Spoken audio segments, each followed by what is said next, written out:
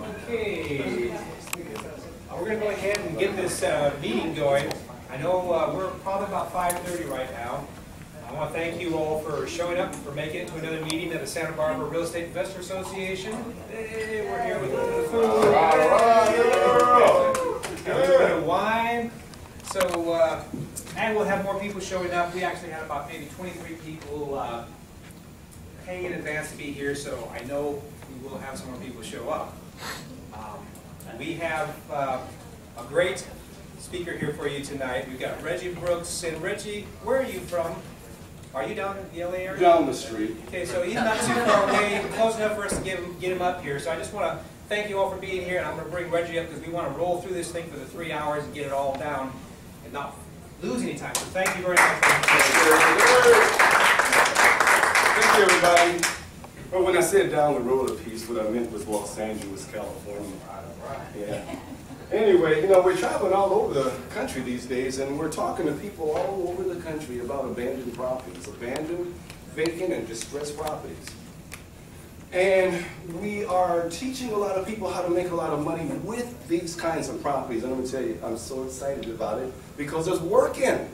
We're doing really well because we're getting letters and faxes and phone calls from people from all over, telling us how their lives are changing.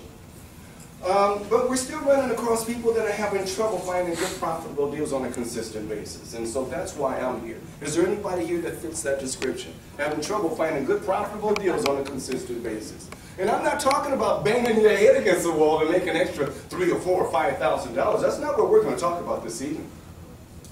How would you like to have on your desk by next week an extra $30,000, $40,000, or $50,000 bill sitting on your desk by next week? Would that help? Yeah, but that's what we're going to talk about. Now, some of the profits that we discuss are going to be some pretty substantial profits. And there are a bunch of reasons for it, but I'll tell you two of the most important reasons. It's the nature of an abandoned property, a vacant, a distressed property, and it's the mindset of an owner who walks away from a property. And so people come up to me and say, well, Reg, I understand. You told me about abandoned properties, and I know, I got it, you make a lot of money. But isn't it like a foreclosure? Well, no, it's not like a foreclosure. Here's the difference. You may have approached a family who's in foreclosure. There they are. And they've had emotional attachments to the home that's in foreclosure now. They've had their Christmas dinner, Thanksgiving dinner. They married their daughter off in that home. The dog's had a couple litters of puppies in that home. He's had his Super Bowl parties in that home. And so now you approach them with a little idea that can get them out of the foreclosure situation, put a little money in your pocket. You know what they want to do? They want to squeeze every drop of equity that they possibly can out of that foreclosure because of the emotional attachment. You all understand? With a vacant, a distressed, an abandoned house, there is no emotional attachment. What there is a headache. They're probably still making a mortgage payment on that house. They would love to generate some income from that house. And so they might have called all the realtors. Any realtors in the room? I promise not to pick on you. Okay. In training. Okay, realtor in training. Realtor in training, when you get a call like that from somebody saying, hey, will you come and list my property and sell it for me? I'll pay you a real nice commission. Do you get over there quickly? I don't know, I haven't done it yet. Okay, you will. Trust me, you will. And you will get over there with your listing forms. And when you get over there to the house, see, most of the realtors that I know, they jump in their car and they break every speed limit in the city to get over there.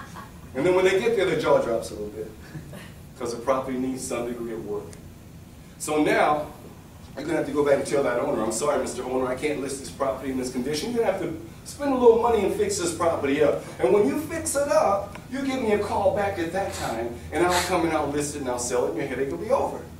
Well, you know, that's a great idea, but it doesn't work for the owner of this vacant and distressed property, because even though he may be able to make the mortgage payment, pay the taxes and insurance, and make the mortgage payment, he doesn't have enough money to fix his property up. So another 30 days rolls around, the mortgage has to be paid.